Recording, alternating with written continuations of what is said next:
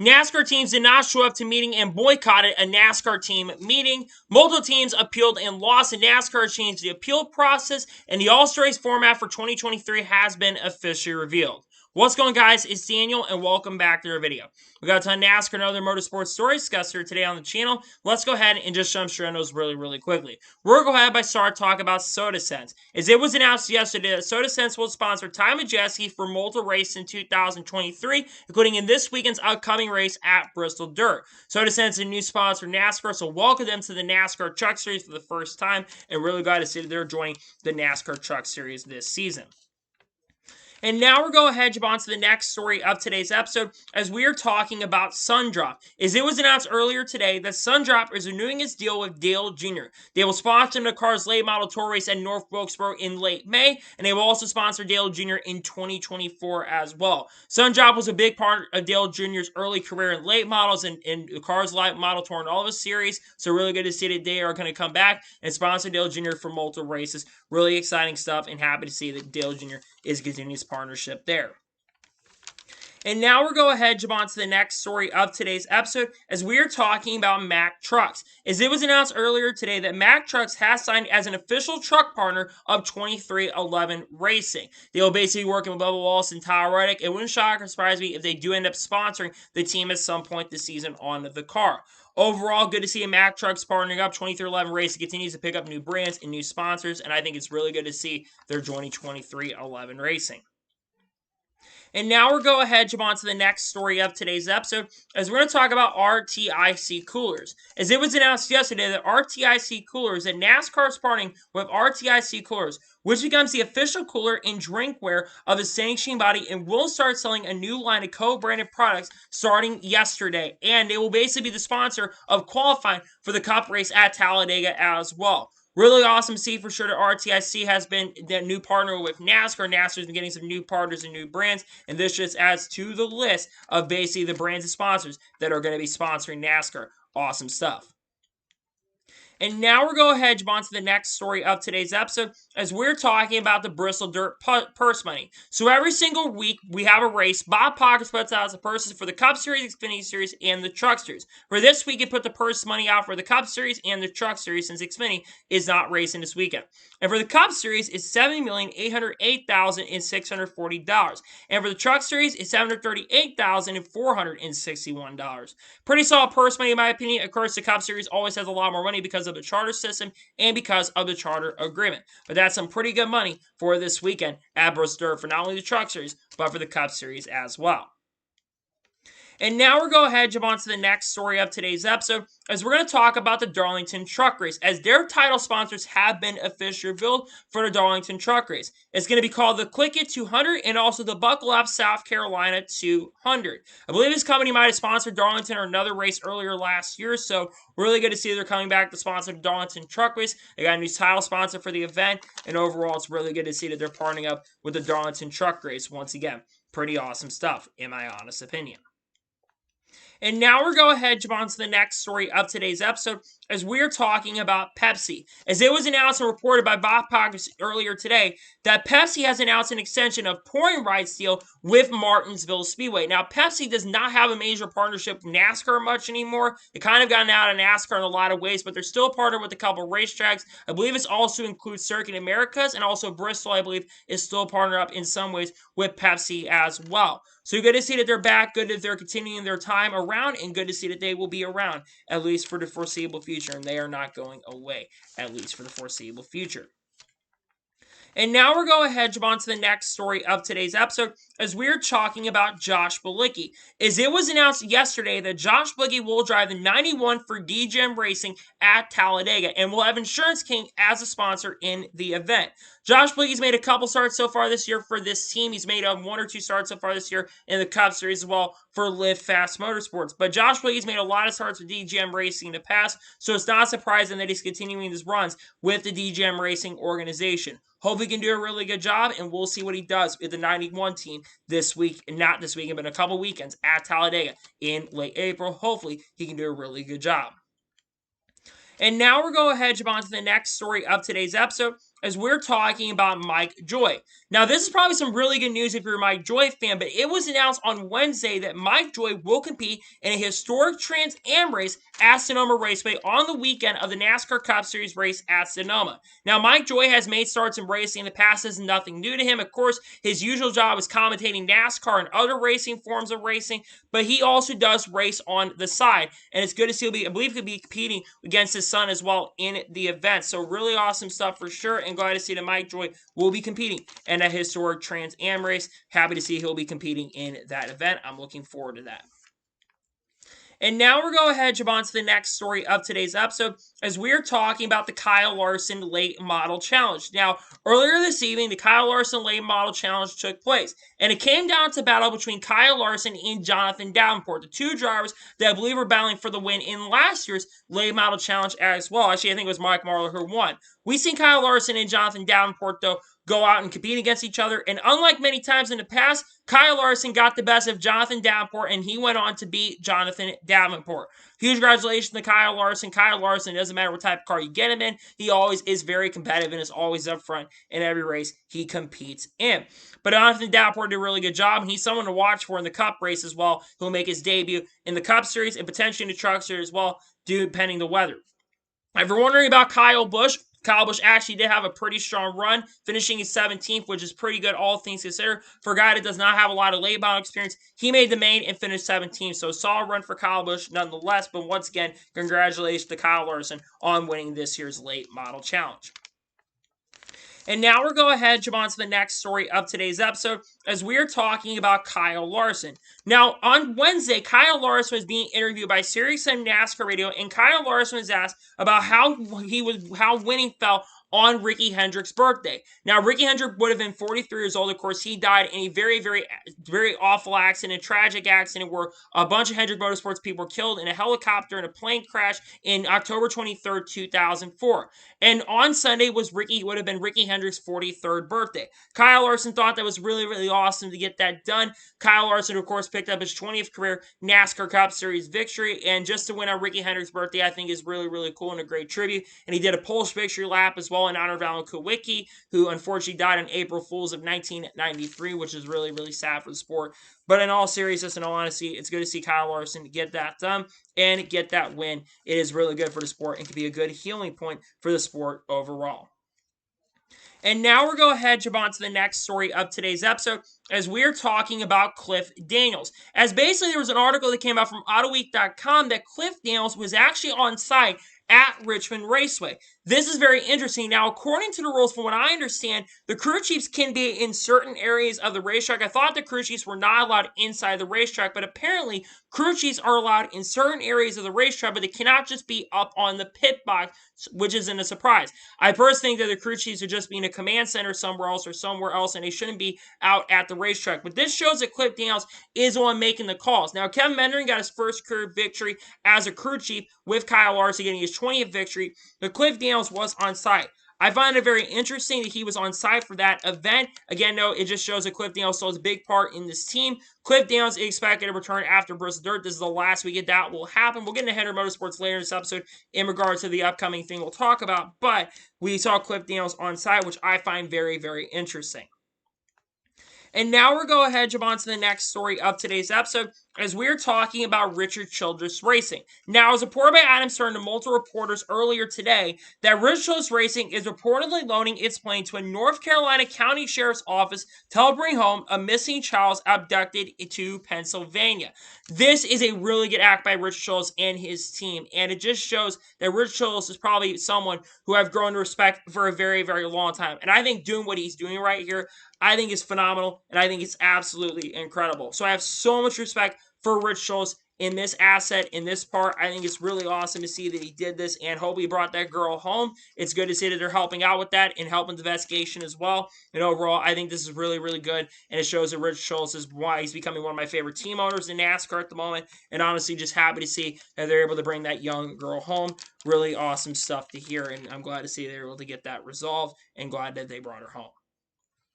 And now we're going to ahead jump on to the next story of today's episode as we are talking about the Chili Bowl Nationals. Now, it was reported earlier this evening by Adam Stern that the Chili Bowl Nationals has decided to seek out a new title sponsor after his deal with Lucas Oil has expired. Now, they have not announced exactly what they're going to be seeking out and what company they're looking at, but they're also looking to get on some sort of national television like CBS, Fox, or another media rights company that can basically broadcast on live television, because for the last few years, it has been on MAV TV. And remember, Lucas Oil owns MAV TV. Now, obviously, one of the biggest things about the Chili Bowl Nationals, I think why this is expired, is because you have a lot less of those big name stars like your Kyle Larsons, like your Christopher Bells, like your Brad Sweets showing up. And less of those guys have been showing up on a year-by-year basis.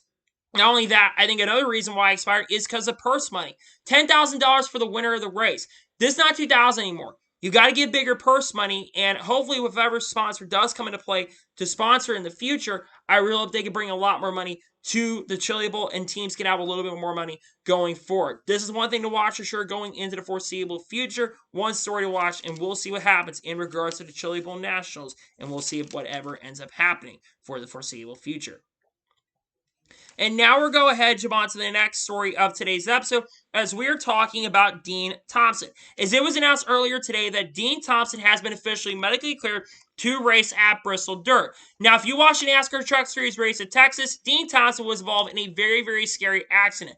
Up to the point before the wreck, Dean Thompson was having a career day, had been up front contending for top 5 and even in the top 4 a lot of the day. Unfortunately, he suffered a very, very scary wreck and a very scary incident where he basically got loose up in the corner. Unfortunately, Matt Mills, who had no brakes at the time and didn't see Dean Thompson at the time, he collided into Dean. And then Armani Williams and I believe it was Trey Hutchins ended up also colliding into Dean Thompson and was transported to a local hospital. Now, Dean Thompson was released from the hospital later in the evening and basically got released doing some CAT scans and was able to be released. And now he's able to race. I'm really happy to see that Dean Thompson is medically cleared to race. I hope he has a really strong run this weekend in that number 5 truck. I like seeing him contend for a win. So it'd be really good for the sport, a really good healing moment for the sport in general. And I'm very happy to see that Dean Thompson is okay. And hopefully he can do a really good job this weekend with this team with Tricon Garage. It would be really good for the sport if he can get it done. And we'll see what happens this weekend. But glad to see he'll be back behind the wheel. And now we're going ahead and jump on to the next story of today's episode as we're talking about the Chicago Street Course. Now, we've talked about the Chicago Street Course quite a bit on the channel, and it's really due to the long-term future of the Chicago Street Course. And a lot of it is due to the mayoral election. We have an update on that. We have a new mayor in Chicago. That is Brandon Johnson. Now, of course, Lori Lightfoot is no longer the mayor of Chicago Street Course or Chicago right now. And because of that, she was really one that was being a big part of why this event was happening in the first place. Brandon Johnson did say he would look at the contracts. Now, obviously, one of the big things to remember is, do I believe that will we see this event canceled for 2023? No. There is a 180-day clause, and he doesn't get into office until, I believe, May 15th or May the 5th. So that's less than 2 months, basically, when he gets in. We're less than 3 months from the Chicago Street Course event. And NASCAR has been advertising the hell out of this event. So why would they back out of this contract now? I think after 2023, though, I think you're going to see NASCAR do something else. They need to have backup plans for 2024. Obviously, Chicagoland is right there. They easily can go to Chicago, and the track is race ready from what I understand. So they can easily go race at the Chicagoland Speedway. Also, Road America is available. I think a lot of fans feel like Road America got completely shafted, despite the fact that people showed up at Road America. NASCAR is so candid. Road America is right there, and I think even after the situation, what happened, you would still have a lot of fans that would end up showing up. This is a story we're going to be watching, though. There's a lot of tension right now behind the scenes in regards to this. And overall, I do believe we're going to get this. I do believe that there will not be issues for 2023. I don't think you're going to have any problems. But I think after 2023, I think 2024, NASCAR needs to be looking to go somewhere else for the foreseeable future. So we'll see what happens going forward in regards to that. But it's one thing to watch after 2023 to see what is going to happen. And now we're going ahead jump on to the next story of today's episode as we're talking about KBM and Rev Racing. Now, we have got a lot of penalties and appeals we're going to talk about on the channel. First one to talk about is probably the more minor one, and it's KBM and Rev Racing. So, all 3 of those trucks, that being the number 2 truck driven by Nick Sanchez, the 4 truck driven by Chase Purdy, and the 51 truck that's normally driven by Jack Wood, all of them have been handed 10-point owners and regular points penalties for messing with the oil reservoir tanks and handed L1 penalties. And I believe they've been handed about $10,000 fines for each of those cars. And the crew chiefs, I believe, will be suspended for at least 2 races each. Now, obviously, these guys can go ahead and appeal those penalties, but we're going to get into the change of those appeals here in just a little bit. But you can't mess with a reservoir tank that's in the rule book for all series especially, and it's not a major shock and surprised they got penalized. It's a shame because Nick Sanchez had a career day going at Texas, got turned. I don't know if he would have passed inspection in this situation, which is why I think this is after, but they did raise it, so that's why the teams got penalized. But very interesting for sure to see that they got penalized 10 points each. That hurts Nick Sanchez a little bit. I think Nick Sanchez goes below Carson Osborne in the points now and moves the cutoff line a little bit closer for drivers like Haley Deegan, Matt DiBenedetto, who are below the cutoff line. But anyways, it's one thing to watch going into the foreseeable future, and we'll see how this affects the team. Though 10 points is not really too much. It's not as much as other series overall. So very interesting for sure, and interesting to see that they got handed a pretty decently sized penalty. Very, very interesting. And now we're going to ahead, jump on to the next story of today's episode as we are talking about Kaulig Racing. Now, Kaulig Racing, we talked about on his channel in a breaking news video, but it was announced that Kaulig Racing had lost their appeal with NASCAR. Well, they mostly lost their appeal. They got their penalty rescinded from 100 points down to 75 points. Well, Kaulig Racing, Chris Rice and the team announced this morning that they actually are going to go to a finals appeals board with Bill Mullis. Now, with the new rules that came into play with the appeals panel, they will still be with the old rules, and they will not have the new rules to go through. So they'll go with They're going to final appeals panel because remember, they only had one of their lubers confiscated. With Hendrick Motorsports, they got all their points back. With Kaulig, they only got 25 of their points back, and the crew chief suspension is going to start, I believe. Actually, I think they've deferred the suspensions. So Trent Owens, I believe, is still going to go ahead and be the crew chief this weekend at Bristol Dirt. But I think it's going to be very interesting to see what happens. Will Bill Mullis, who basically is a promoter at Langley Speedway, will he go ahead and let this appeal go through, or is he going to deny this appeal? That is one thing to absolutely watch out for. But again, I think it's going to be interesting to see what happens in regards to this. But Kaulig Racing, not surprisingly, is going to go ahead and appeal their penalties. And it's one thing to watch going forward as we get closer. And that will happen in a couple weeks down the road. Go ahead, jump on to the next story of today's episode as we're talking about Denny Hamlin. Now, I've already talked about Kaulig Racing and their appeal from yesterday, but we had Denny Hamlin's appeal earlier today. Denny Hamlin, of course, is appealing his 25-point penalty and his $50,000 fine for admitting on his podcast that he got into Ross Chastain. And Denny Hamlin took a few days to decide if he wanted to appeal or not. Felt like basically that it was normal racing contact, and his appeal was today. Decision was made today. And the appeals panel decided to go ahead and uphold the penalty and not make any changes. No reduction of points like Kaulig Racing or Elvis points back. They didn't increase the fine. They kept the penalty the same as it had been. Now, I think this is probably the most black and white situation of all three situations, or I think the other situation is also black and white as well. But I also find the appeals panel in this situation being a little inconsistent as well. Why do I find a little inconsistent? Well, William Byron basically intentionally ran into Denny Hamlin under caution, and he got a 25-point penalty for that, but then he went to the appeals panel and got all his points back, but his fine ended up being double. So it's a little interesting to me that Denny Hamlin did not get any of his points reduced, but I do believe the fact that he admitted it on his podcast probably played a huge role and a huge factor into why he basically got the penalty kept. Now, unlike other teams and like Hendrick and Kaulig and their penalties, 25 points really isn't completely the end of the world, but Denny Hamlin's going to have to be competitive and try to go win a race. That's got to be the goal for Denny Hamlin going forward. But it's very interesting to see that Denny Hamlin, his reaction after he had basically a thing. Question would be, would he appeal it? He's not planning to go to final appeals officer, according to Joe Gibbs Racing, in a release statement today, and they're not planning to go at this moment to a final appeals officer at this current moment and at this current time. So, interesting for sure to see that Denny Hamlin's appeal did not go through. It's not a complete shock and a surprise, though, but it's definitely interesting to see that Denny Hamlin's appeal did not end up winning. He ended up failing his appeal, and it's definitely interesting for sure to see that. And now we're going ahead, jump on to the next story of today's episode as we're talking about Kevin Harvick. Now, We've talked a lot about Kevin Harvick on this channel for multiple reasons. Number one, at the end of the 2023 season, Kevin Harvick is going to retire from full-time NASCAR Cup Series racing. And a big question right now going on in this silly season, probably the biggest question at this particular moment, is who is going to take over the 4-car in 2024. But the other thing to remember is that we have another side of the situation where Busch Light is basically on the verge of leaving Stewart-Haas Racing, leaving the 4-car, and going to sponsor Ross Chastain in 2024. Now, that announcement has not happened at this time. We heard reports a couple weeks ago at Atlanta that could be coming in the next 2 weeks. So anytime now that announcement could be coming. That's one thing to watch and see. But the big question now is who could be some candidates to take over the 4-car in 2024. The first person that could be a candidate on this list is Riley Herbst. Riley Herbst currently drives the 98 car for Stewart-Haas Racing in the NASCAR Xfinity Series, and while he did not end up getting crashed out of Richmond, Riley Herbst in 2023 has been extremely impressive. He has had 6 top 10s already so far, 7 top 10s I think already so far this year, and has been extremely consistent. And in his NASCAR Cup Series debut in the Daytona 500, he ended up going out and finishing in the top 10. So I think that's a driver that could be considered because he's really improved this season.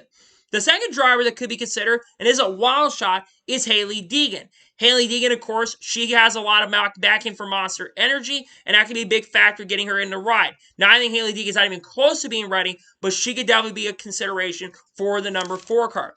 The third driver that could be considered is Zane Smith. Zane Smith's under contract for, from what I understand, through 2026, and I don't think he's under contract front row for a long time. I think this is last year maybe on that contract. I know he's on a multi-year deal with front row, but I think this is the last year on that contract. Zane Smith would be a great candidate for the 4-car. Kevin Harvick even praised him after he won a Dakota. I think Zane Smith's ready for Cup. He'd be a great driver to go with. The next driver who could be a candidate is Corey LaJoie. This one surprised me because he's been with Spire Motorsports for a long time. But Corey LaJoie as a driver, get the best out of equipment, has been pretty good with Spire Motorsports so far. So he could be someone to watch for that could get into the 4-car next year. Next driver is another one that's kind of not a complete surprise, Ricky Stenhouse Jr. Ricky Stenhouse Jr. is good friends with Tony Stewart, has a little bit of backing and sponsorship, but not as much as other drivers. That's been a big issue with Stenhouse. He's not been able to be sponsored as much. He's partnered with the Kroger brand that was there before he got to the team. The next one is Eric Jones. Eric Jones is one I think is a sleeper pick as well. Eric Jones currently drives a 43 for Legacy Motor Club. He's not really taking the next steps forward, and I think Legacy Motor Club in general is a struggling organization, a struggle bus at the moment right now. So that would be a team I kind of stay away from at the moment right now. Maybe leave Legacy Motor Club. I know he's under a multi-year contract with that team, but I would think that he'd be a good candidate. Next one, Jenson Button. Jenson Button has been rumored and rumbled to maybe want to go full-time Cup racing. He's got Mobil 1 backing and sponsorship. That could be a driver to watch for Stewart-Haas Racing.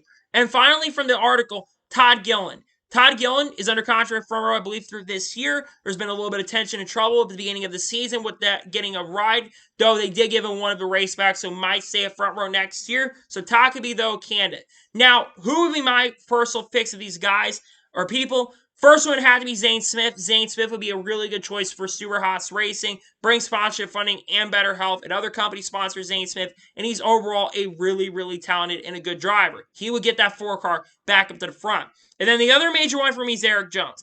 Eric Jones, I feel like he's like in a Joey Logano position. He's outperforming his equipment. Well, hasn't as much this year, but I think he's in a sinking ship right now, and Legacy Motor Club is in trouble. I think jumping that ship is going to have to happen unless that team can really improve going forward. But I think it would be really cool if Eric Jones got an opportunity to be at a top-tier team. So we'll see what happens going forward and where Kevin Harvick, not who ends up placing the 4-car, but I would have to go with Eric Jones, Zane Smith as a favorites, in my opinion, to get the opportunity to drive that. Hopefully that ends up happening, and we'll see what happens in regards to that.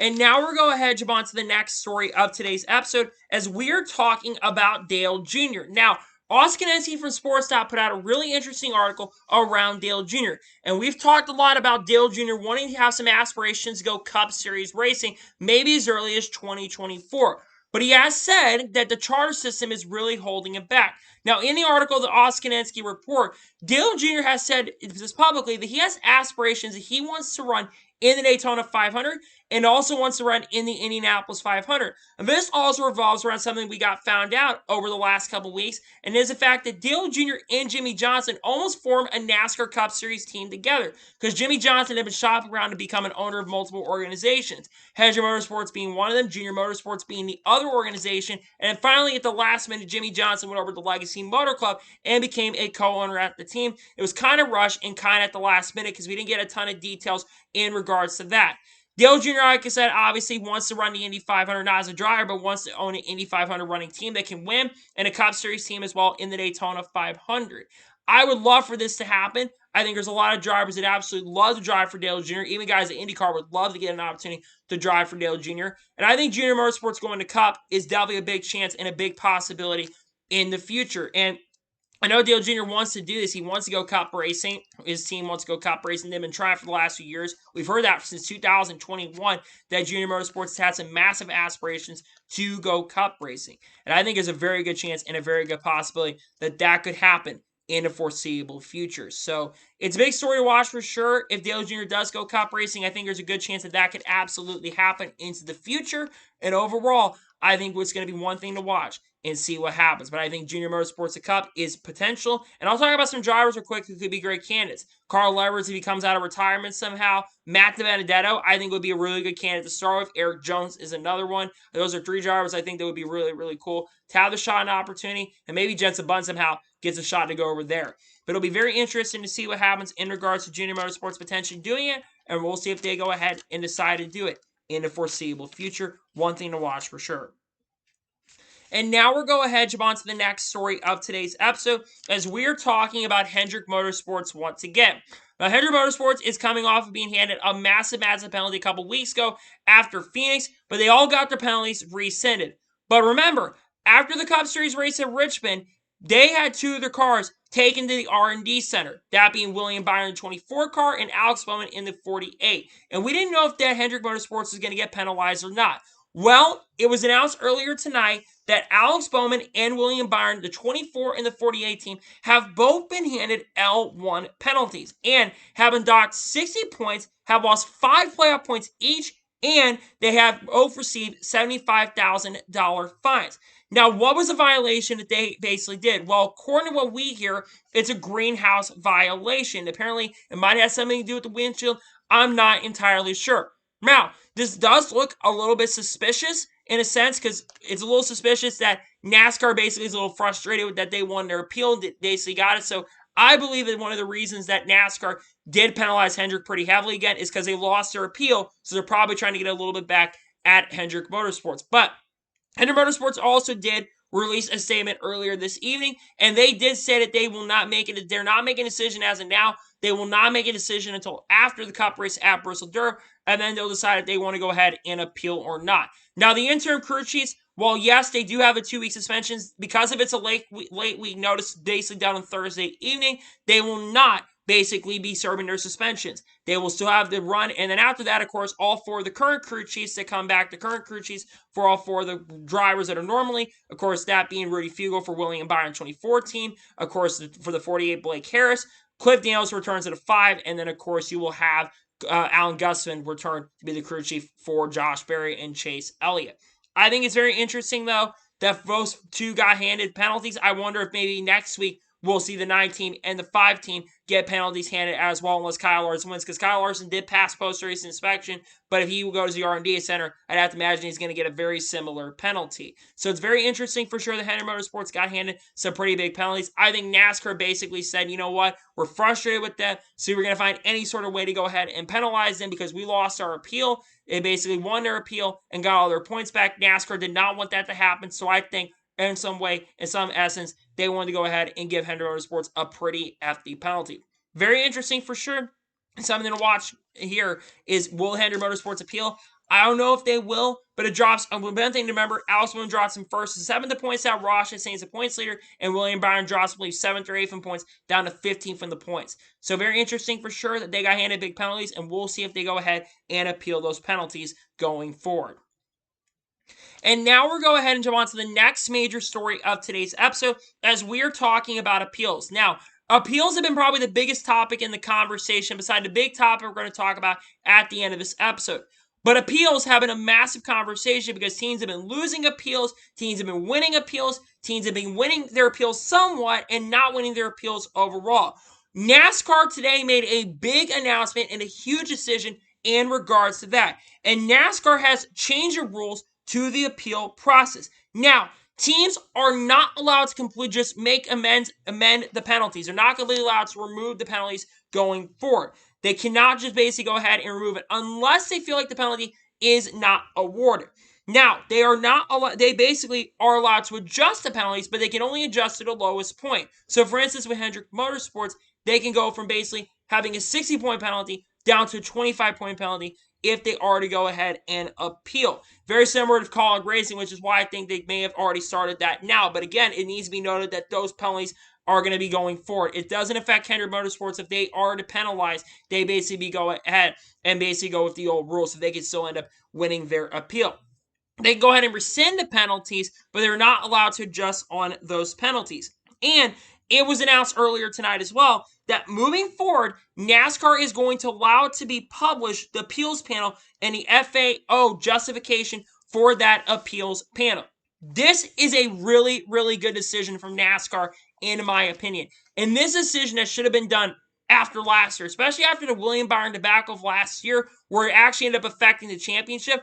But it's something that should have been done before the beginning of this season. I know they already made some rules changes before the beginning of the season, but this is something they need to do. And NASCAR needs to get complete control of the garage because NASCAR, especially over the last year or two, has completely lost the garage. There have been so many appeals, especially since 2021, that have been handed back and basically penalties have been basically completely wiped off. Mike Harmon's team had a big testing penalty. All their points basically got rescinded from that penalty, if I'm not mistaken. Matt Craft and DNQ got rescinded. That penalty was gone. Also, Noah Gragson in 2021, he had a big penalty. That got basically handed back to him, and he basically won his appeal. A lot of teams have basically end up winning their appeals, and NASCAR needs to get control back of the garage. And I really am happy to hear they're also going to be having the parts out in the garage as well for teams to see so they don't mess with those parts going forward. Transparency is a huge key to me. That's been one thing with this appeals panel that has been very frustrating to see is a lack of transparency, and when we've been needing to see transparency for a very, very long time. And the fact that they're now finally admitting that we need to give transparency to the fans, and the fans need to know exactly what's going on because there's been lost control of the garage, I think overall is really, really good. I'm very happy this change is made. I saw a lot of negativity toward this, and I think maybe because of the bad timing, but overall, I think this is a very, very good change by NASCAR overall, and I'm very happy to see that they have decided to go ahead and make this change because it was absolutely needed, absolutely necessary, and overall, I'm very happy that NASCAR has gone ahead and done this. This is a great decision overall. Very happy that they've done this, and again, great decision by NASCAR, great rules change. I know it would be better to do it in the offseason. They probably should have done it before the season began, but I'm glad to see it's better late now than never, and overall, I think this is a good decision. They've gone ahead and done this, in my honest opinion. We'll go ahead and jump on to the next major story in today's episode as we're talking about the 2023 All-Star Race format. Now, on Race Up earlier this evening, the 2023 All-Star Race format has been officially unveiled. And I have to say that this All-Star Race format is absolutely really, really good. So let's go ahead and talk about this year's All-Star Race format. It's been officially revealed. So, beginning on Friday, there will be practice in the beginning of for the Truck Series, and I believe qualifying for the Truck Series will be on Friday as well. But on Friday, there is actually going to be a Pit Crew Challenge that is going to take place. The Pit Crew Challenge that a lot of people have been wanting for a very, very long time that they used to do is officially going to come back. I'm really excited they're bringing that back. That's a really good decision that they've done.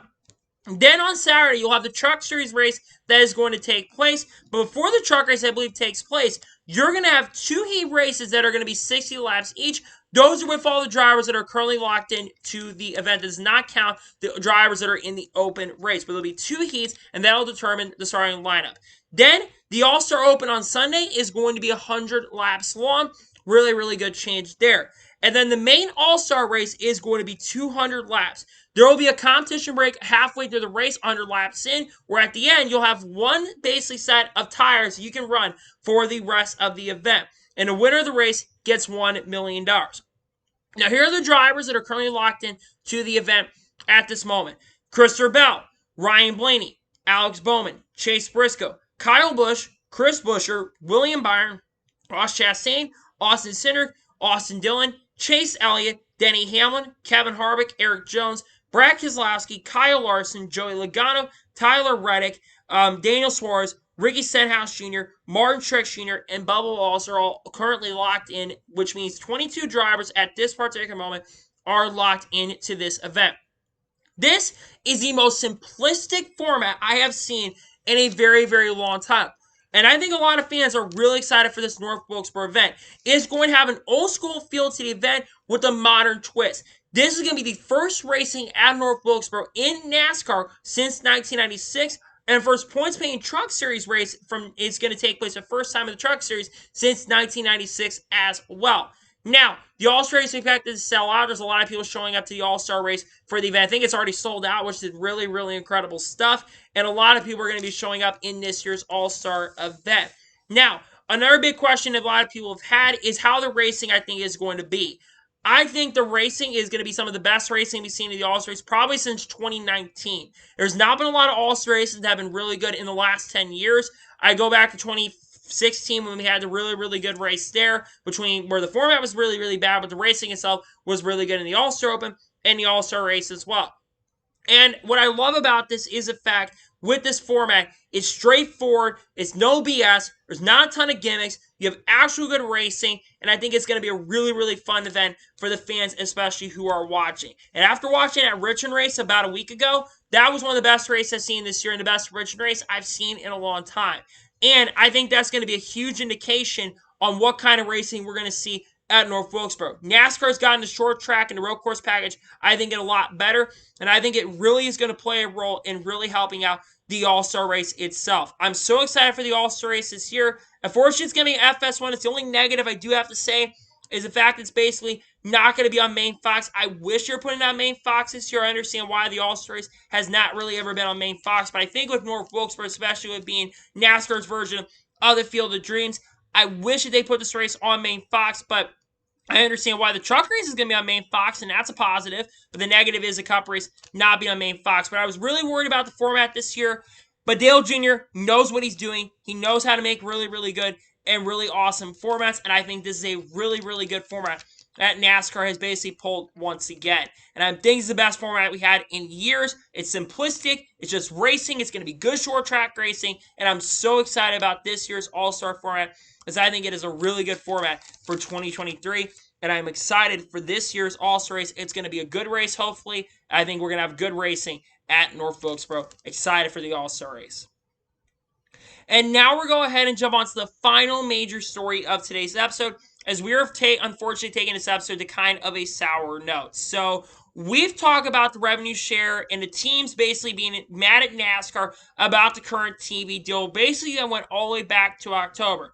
Well, yesterday, it seems like things have kind of reached a very, very peak boiling point. So it's reported by multiple reporters, including Jenna Fryer of Associated Press and Adam Stern of Sports Business Journal, that the teams did not show up to NASCAR Team Owner Council meeting with NASCAR in symbolic boycott because they feel talks are not progressing.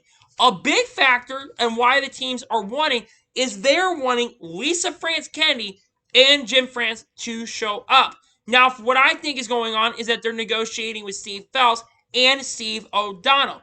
But I think it's frustrating that the main CEO guy, that being Jim France, who's your CEO, your Chief Executive Officer, should be at these meetings. How is your Chief Executive Officer not at those meetings? That's very, very frustrating to see. Now, NASCAR did release a statement saying that they basically are with the teams and they are planning to communicate and they want to communicate with the teams as well. Now, let's get to the update on this. So last night, or a couple nights ago for that matter, we had an updated situation, and it's actually a very spicy and a very interesting situation. It actually revolves around what is actually holding up these revenue talks. So, according to Jeff Gluck, who put out a really good article around this, and I'm starting to quote tweeting this as well, teams have reached a point of relative satisfaction over a new revenue sharing model. However, the thing that's holding it up right now is the charter system, which remains a sticking point. Jim France is against making it permanent. The team owners that are part of this charter system, they want to make it permanent. Now, here's my opinion on the situation there.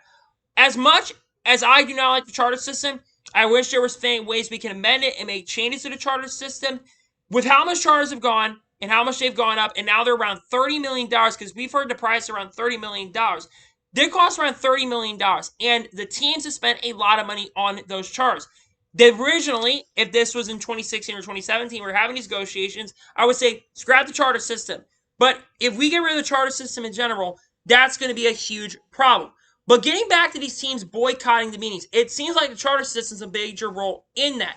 It's not good right now, definitely, to see these teams are boycotting. Now, here's a question I think a lot of you are asking. Do I believe that we're going to see NASCAR get through this? And I do. Do I believe that this is going to get resolved? Yes. I think eventually this is going to get resolved. I think the teams are coming to the table, and in fact, they've kind of agreed a little bit already on a revenue sharing deal where they basically said we don't know exactly what the prices are increasing because the team owners want bigger piece of the pie, because right now 65% is what the tracks get, 25% goes to the teams, and then basically NASCAR themselves gets 10%. I know the teams have said that basically they get a little bit less of the money, but again, on this upcoming deal, they want a little bit bigger piece of that pie. There's a lot of issues with the ratings as well, and we talk about this, but the TV ratings this year in NASCAR have been down at sometimes 79%, and they've sometimes been down about 15% this year. A lot of that has to do with Chase Elliott not being involved. And I think a lot of things you guys are going to be asking is, will there be a strike, and will we see NASCAR teams pull a split? That would be a really, really bad move, and I don't think that is going to happen, because if a split happens, folks, NASCAR, as we know it, is probably going to fall. It's going to not. I will screw NASCAR completely. NASCAR will be in trouble, and stock car racing, as we know it, will fall. And it's very similar to what happened with kart and the IRL in 1994 and 1995. When that split, IndyCar basically fell. They were the top motorsport. They're bigger than NASCAR in the mid 1990s. But what ended up happening was this ended up happening with the split because I think of revenues and all that kind of stuff. And that killed NASCAR and the progress that they had been making. And I think we're going to see this. If it doesn't get resolved eventually, it could happen. I think we're going to have some things happen. Now, I think eventually we'll get resolved. I think it's negotiation tactics. But I find it interesting that team owners have kind of agreed on a business sharing model, but the charter system has become the thing. Will they make it permanent? Because NASCAR's talk about extending the charter system, but will they make it permanent? I'm not entirely sure, because that's a big thing right now. Is they're talking, are they unsure if they're going to make it permanent or not? We'll have to wait and see what NASCAR does decide to do. They could make it permanent. Who knows what's going to happen? If they do make it permanent, I think we'll have a deal done. But at team owners, they want to get the TV deal done, but you got to get with the teams first, because they boycotted the TV meeting and the team meetings, and you got to get this issue resolved before you even go to a TV deal. Hopefully, they can get this issue resolved in the future. So, that is for today's NASCAR news and motorsports news video. I want to thank you guys for watching. Please like, subscribe to the channel, notifications on so you're notified when a video does go live on my channel. Follow me on Twitter, Facebook, and Instagram, and support my Patreon as well. Links description below over that, and comment your thoughts below on today's video. Do you think the NASCAR teams are going to get this resolved or not? Let me know your thoughts in the comments below. And what are your thoughts about everything else we talk about, including the appeals and also the All-Star format? Let me know your thoughts in the comments below. Tomorrow on the channel, we have reactions to the NASCAR Truck Series race from Bristol on the channel. And then Sunday, of course, we'll have the race review from the Cup race at Bristol as well. There might be a starting lineup video, but not likely on the channel. Hope you all enjoy your Easter weekend as well. Easter is this weekend, so hope you enjoy your time with your families. And I'm looking forward to that as well. So anyways, like I said, I want to thank you guys for watching today's episode. And I'll see you guys next time for some more great, awesome NASCAR content. By the way, don't count on this, but there may be a second video on the channel, but I'm not counting on it today. So watch the channel, because there might be more content on the way. So make sure to tune into that. So anyways, check it out. And I'll see you guys next time for some more great, awesome NASCAR content. Take care, everybody.